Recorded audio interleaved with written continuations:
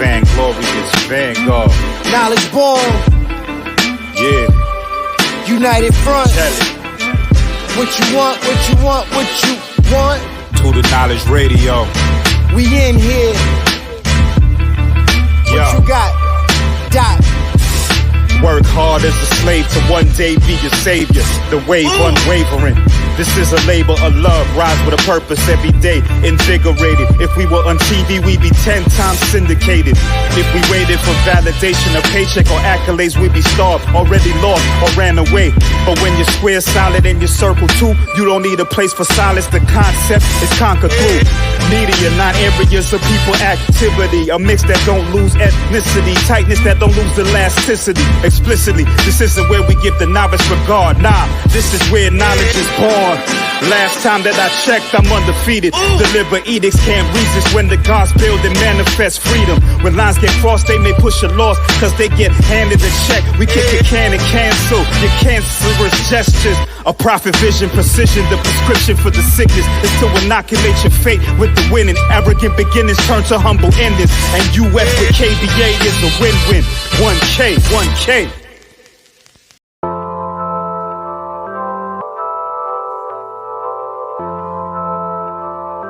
Hypno music. Yeah, gotta let it go. Knees on the ground and I let it go. Yeah, I'm loving my life. Yeah, I'm loving my life.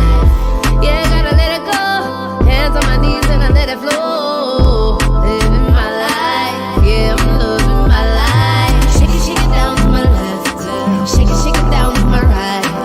Reach towards the sky and wind and round and feel fine. Shake it down to my right.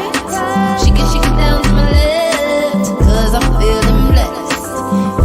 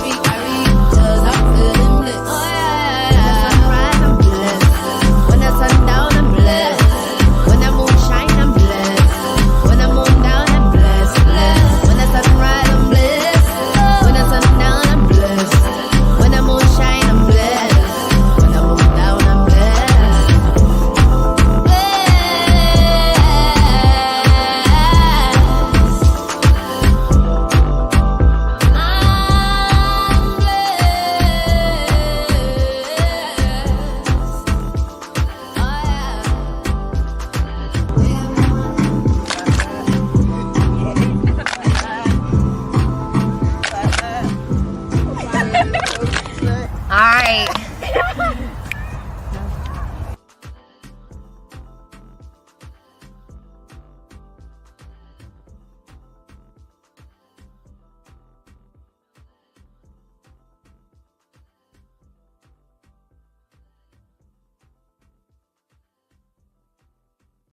Praise Nat Turner, glory to Garvey, and long live the spirit of the Honorable Dr. Khalid Abdul Muhammad.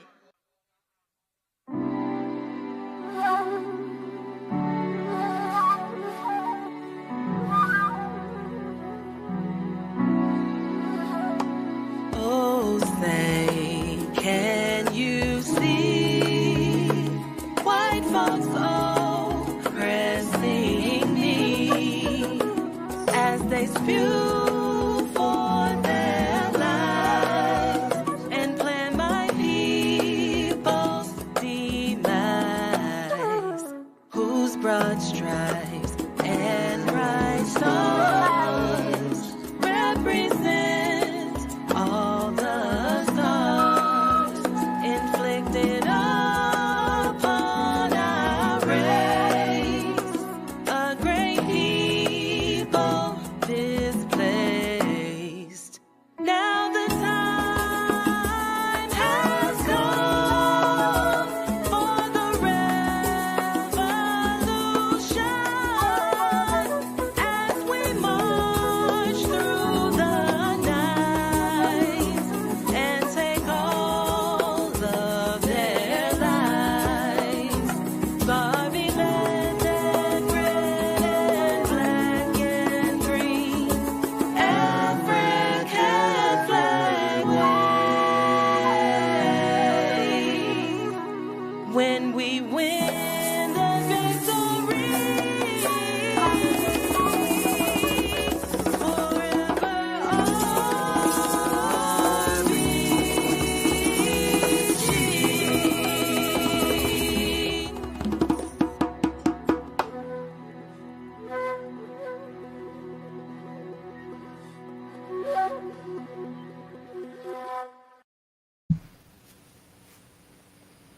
Black Power, people 48. The people to me, Shabazz Knowledge on the line here on Do Knowledge Radio. Once again, on this great, gracious, and wonderful day given to us by our Creator, in line with the divine of our righteous, retributionary African ancestors, here to pay tribute and homage on the Ascension Day of one of the greatest African women to ever grace us in the physical world. Her Divine Majesty, Dr. Betty Shabazz, on this day in 1997.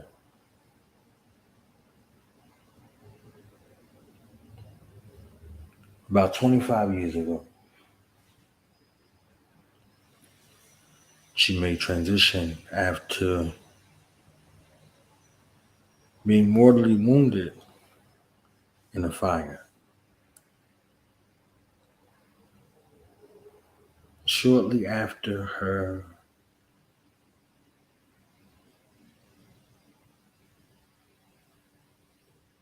63rd birthday.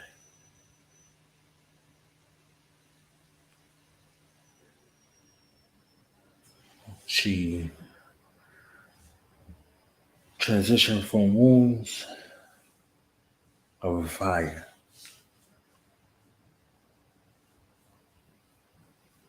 whom the government and some other operatives had convinced her grandson, Malcolm Latif Shabazz, peace and blessings be upon him and his family, that he started.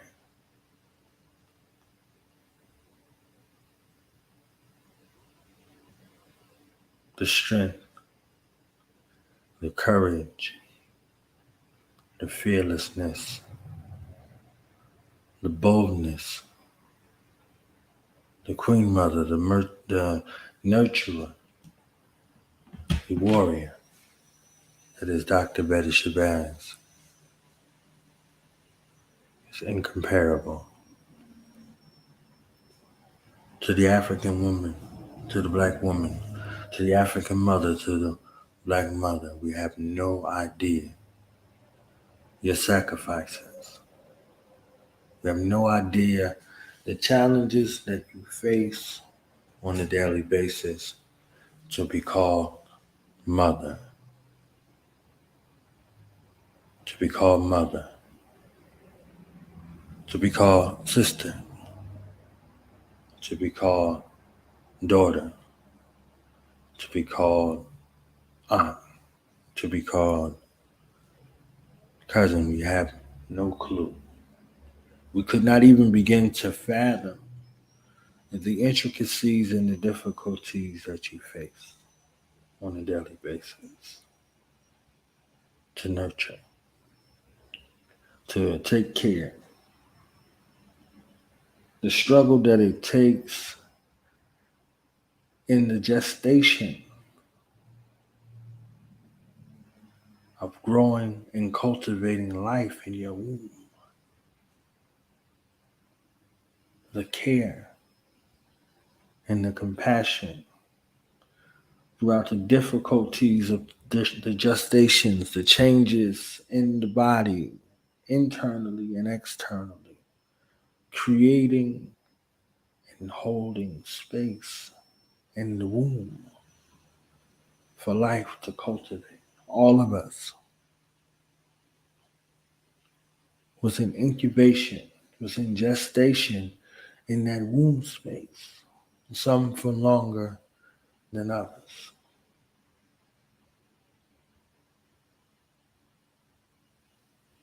To not do it once, but to do it 6 times, Dr. Betty Shabazz. And to dedicate your life force and space to the benefit of young black mothers, young sisters, and to our people for your life's work that cultivated and nurturer and life. You began your life in a tumultuous space. You begin your life as it's reported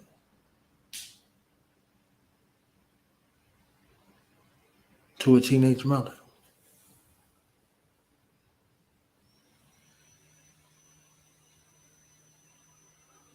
To a teenage mother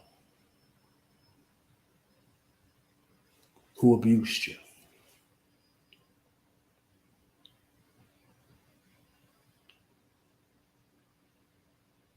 And as Almighty God would have it, around 11 years old,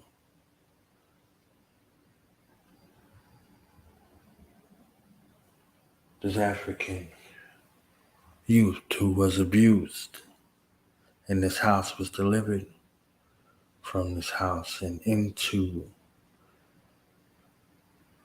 the house of Lorenzo and Helen Malloy,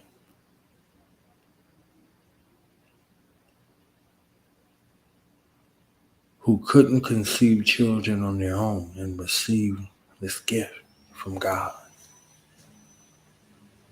She placed Dr. Betty Shabazz in their care.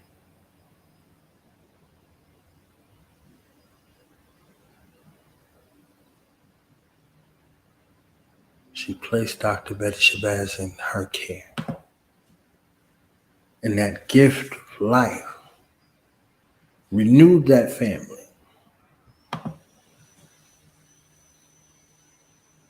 She was told that she was a gift from God to this family who could not conceive children on their own.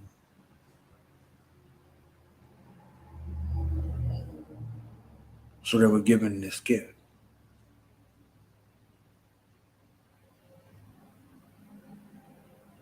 Betty Sanders at this age. And she grew up in a household when she was politically organized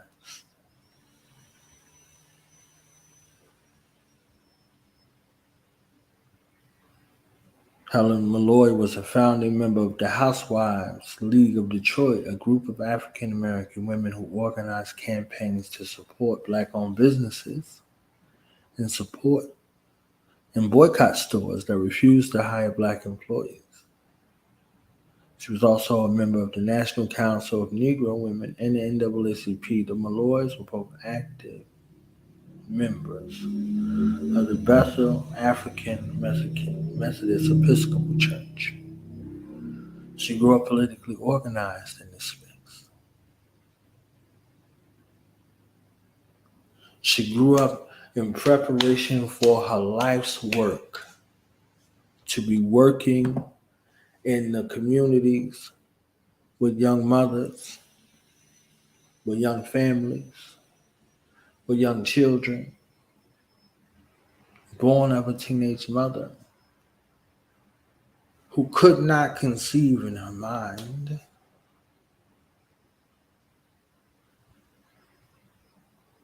the gift that she had, the gift of motherhood that she was blessed with. So she was abusive to this gift of life. And all of the motivation and the tension in the world began with, after this trial and tribulation from young, set as her life's work, her life's journey, her life's legacy to help young mothers, to help young women, to help especially teenage mothers, and to help Black women, dedicated her life's work to this.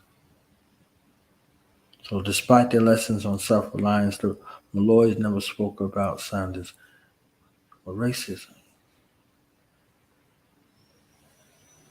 Dr. Betty Shabazz wrote, race relations were not discussed, and it was hoped that by denying the existence of race problems, that the problems would go away. Anyone who openly discussed race relations was quickly viewed as a troublemaker.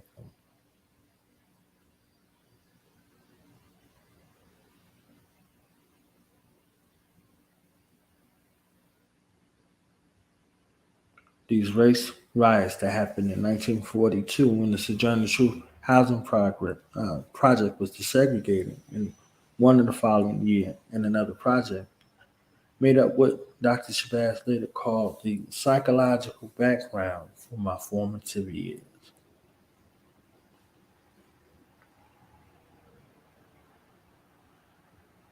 So she was prepared. She was prepared.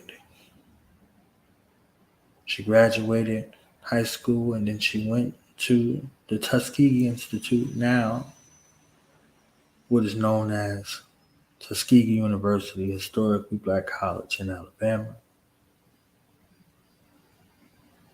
After her foster father's alma mater.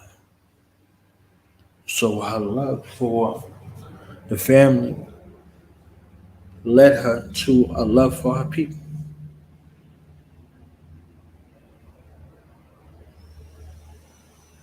She got a degree in education and became a teacher.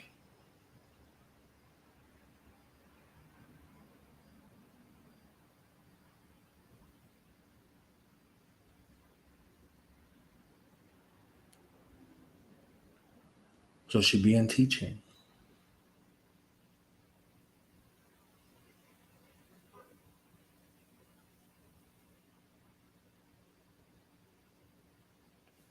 And then switching from teaching into nursing. So we got a teacher. We have a nurturer. One who began to prepare her imagination for the task that she would be involved in for the rest of her life. Look at these choices and look at these decisions. And on her path of work, on her path of service to the Black nation,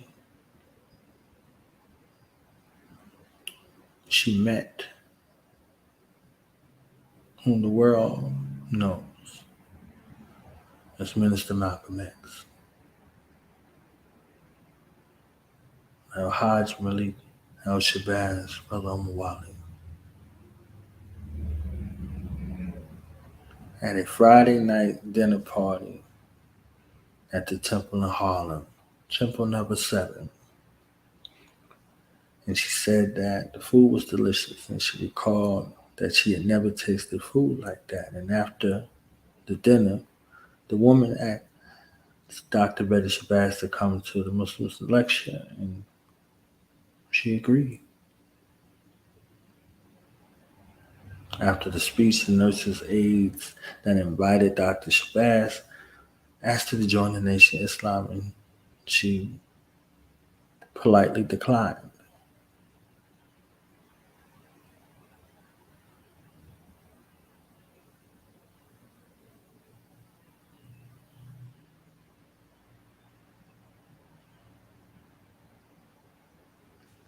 When she went and she heard who would be her future husband speak for the first time.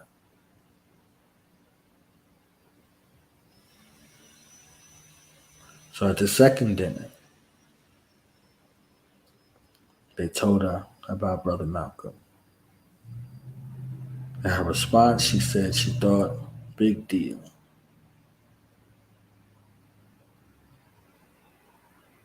And then in this conversation, she talked about the first time she saw Malcolm.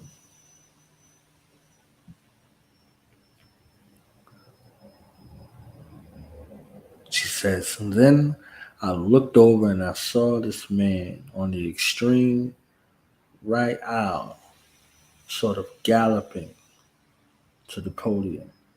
He was tall, he was thin, and the way he was galloping, it looked as though he was going someplace much more important than the podium. He got to the podium, and I sat straight up. I was impressed with him.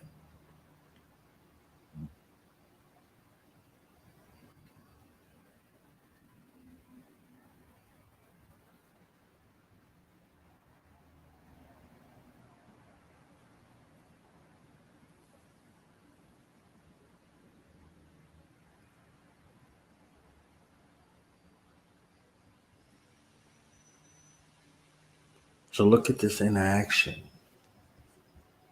between the two. Seeing him from the first time, and immediately she was drawn and captivated by the man that she recognized who would be her husband later, who the world would come to love and hate. She got to see him. And that first impression left a lasting impression.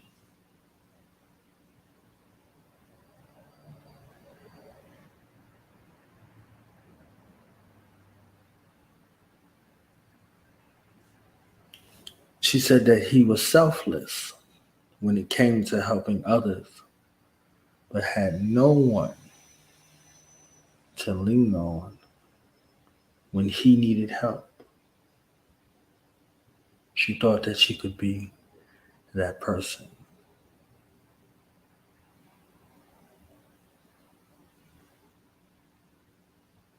Now look at the teacher and the nurturer in Dr. Betty Shabazz.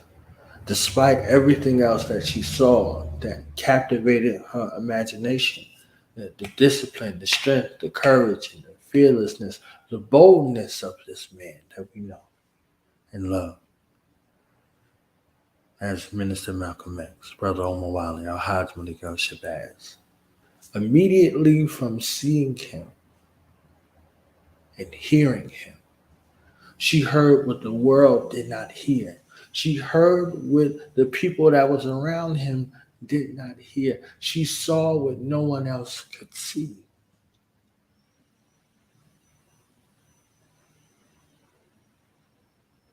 She saw a man that had no one that he could lean on, no one that he could trust, no one that he could rely on. This is before she joined the Nation of Islam. She could recognize those things from hearing him speak and seeing the selfless nature that he exhibited with others. He could be there for everybody, and no one was there for him. She thought maybe she could be that person who was there for him. Nobody else was there for him. Everyone benefited from him, yet no one was there for him. Because the way the Creator designed it to be, that she would be that one for him, and he would be that one for her. Brilliant. Powerful.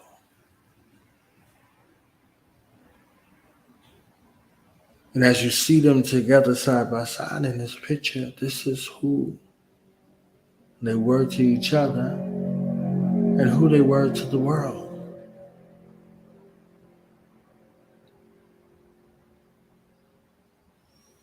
Side by side,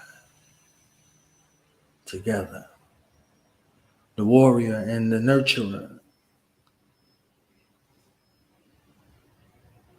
She taught him love and care and compassion and patience, and she healed the broken parts of this traumatized man. And he taught her bold courageousness and fearlessness. Taught her a different kind of discipline and commitment.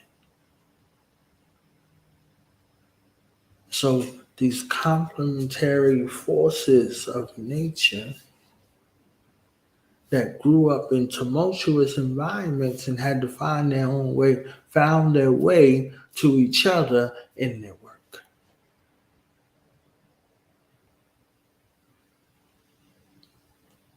And in their life's work.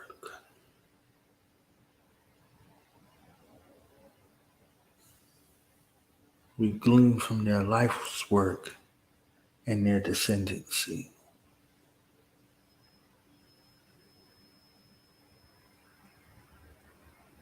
So Dr. Betty Shabazz gave us 32 more years after Malcolm's transition. 32 more years.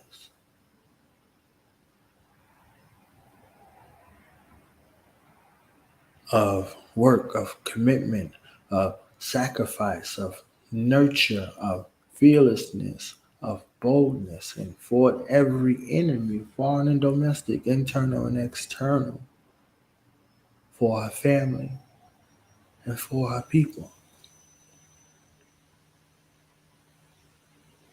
We don't honor her.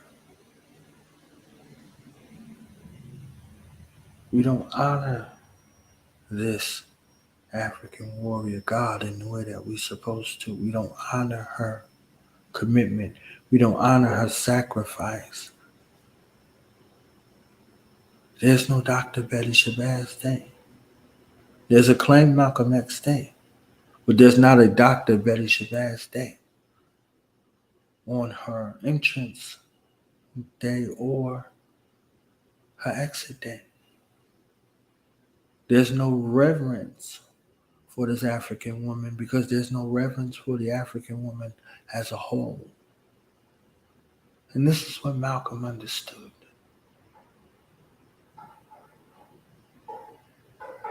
He said the most rejected and the most despised, the most unprotected woman is the black woman.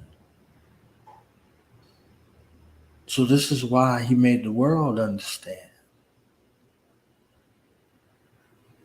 that we will kill you about our woman. We will kill you about our woman, to reignite that spark, to reignite that duty and responsibility that the Quran says men are protectors and maintainers of women. That ode to that commitment. That message had to go before the world. He said, we will kill you about our women. So on February 14, 1965, it wasn't something that he said in a speech. It was a lifestyle that he lived. And on February 14, 1965, a week before his transition, Dr. Betty Shabazz shared with us that she always loved Malcolm. She said, but she fell in love with him at 2 o'clock in the morning, February 14, 1965. Their house was firebombed. He said Malcolm got her out of the house first. He went back into the house and got the children. He went back in the house and got some things. He went back in the house and got his rifle. She said she saw this man, house on fire, disappear into the smoke and reappear with something every time. She said every single time she saw him go back into this house that's on fire, that was meant to kill everyone in the house, her protector, her maintainer, risked his life to go into the house to get something and to make sure that they were into safety. She said there was one time that she saw him almost in slow motion, walking through the flames, and that his bathrobe was on fire a little, with the rifle in his hand and his children in the other hand. And she said in that moment, she fell in love with him.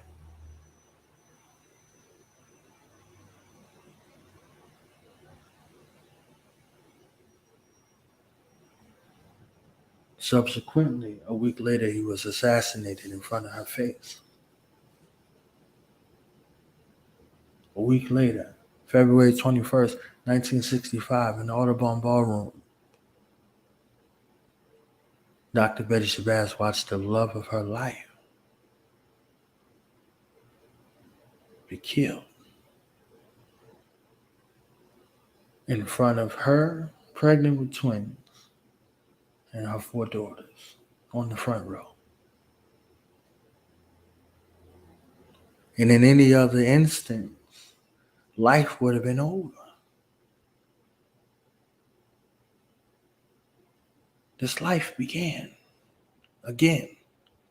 So Dr. Betty Shabazz, in her wonderful offset fashion, after the death of Osir, she did not quit. She did not quit. She did not bow down. She did not run and hide. The vultures encircled. They came after her to deem her unfit. They came after her to destroy her family, similar to the life that Malcolm experienced from a youth. Him and his 6 siblings were separated after his father was killed, and they put his mother in a mental institution. They deemed her unfit. So Dr. Betty Shabazz's life ran parallel to Malcolm's life and Malcolm's family life to reform the life that was lost and destroyed by the infiltration of these outside forces who came into the family to devour the family.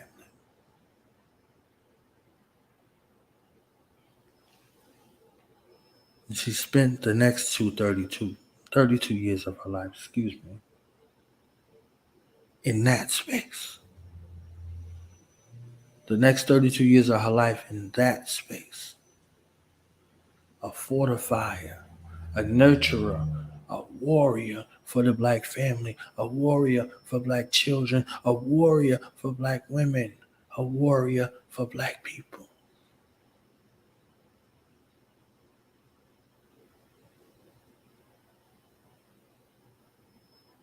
And we don't even bat an eye in her reverence. Because again, there is no honor for the African woman. There is no honor for the black woman. We could come from her womb space and curse her to her face. We could come from her womb space, be nurtured by her, be taught by her, be sustained by her, and curse her to her face.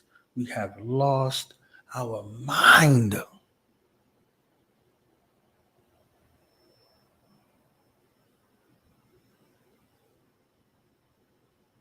We could allow our sisters to be beaten. We could allow our sisters to be raped. We could allow our sisters to be molested. We could allow our sisters to be trafficked, to be kidnapped for their organs, to be harvested. We could allow for them to be berated and disrespected virtually and physically, and no reverence for that womb space that gave us birth on the planet. We can allow anything and anyone to degrade and berate the womb space that we came from.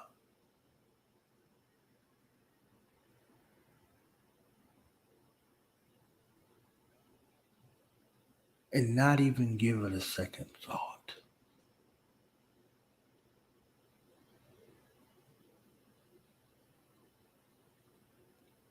Dr. Betty Shabazz, we apologize for the disrespect, for the dishonor.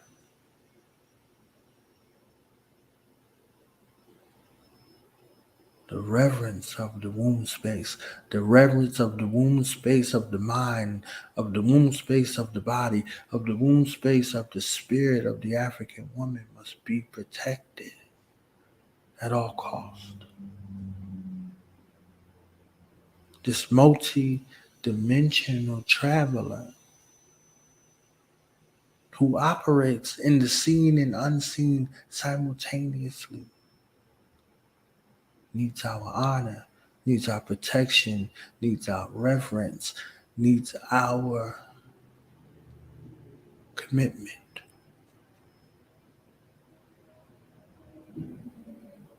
She walked this path for 32 additional years.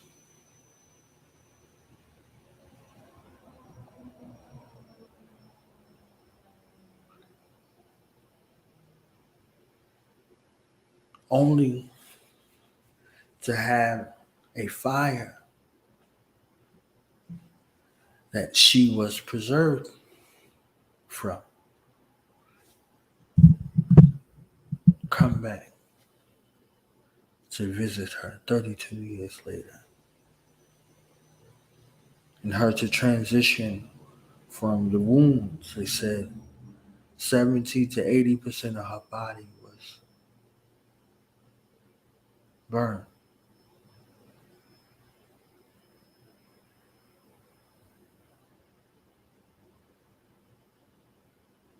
This woman at 63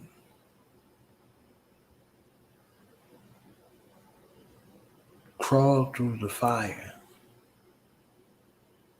looking to save Malcolm because Malcolm had saved her 32 years before.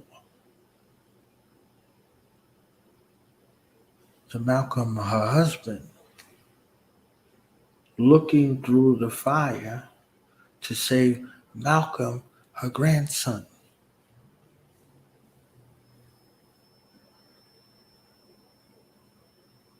In transition because of those wounds.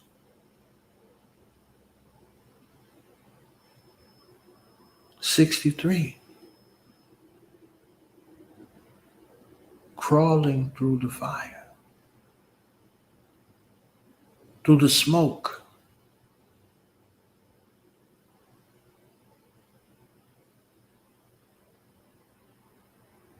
Fire burning her skin, singeing her clothes, engulfed in flames, still looking to save Malcolm. And the fire didn't kill her.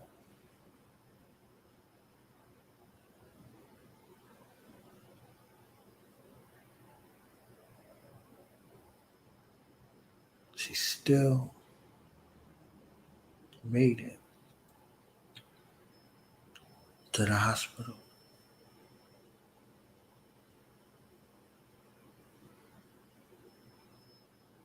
And as a result, a few weeks later on today,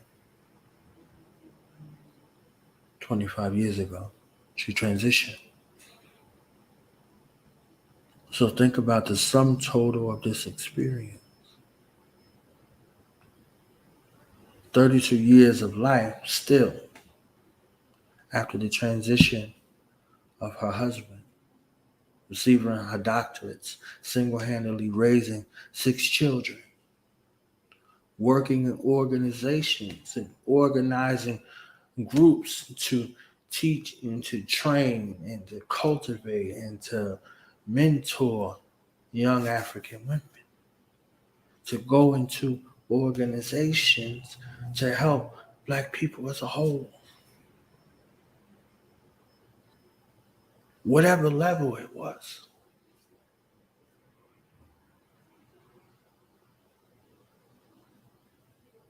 And to receive no honor, no acknowledgement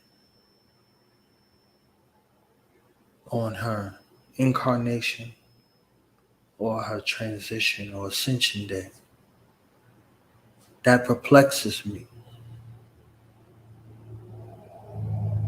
But I understand that we have to do better in regards to the honor and the reverence that is given to our women, the African woman, the African family, that womb space from whence we come from. That womb space that provided us protection for our incarnation. That womb space that provided us shelter and sustenance in the gestation periods of coming into being in the physical world. We no longer honor that. We no longer value that. We no longer protect that. We no longer preserve that. Mentally, emotionally, spiritually, or physically, we no longer honor that. So we have to do better. We have to return to that protective posture where we would kill and die in the defense of the African woman. Again. So on this day, we honor you. We honor your ascension.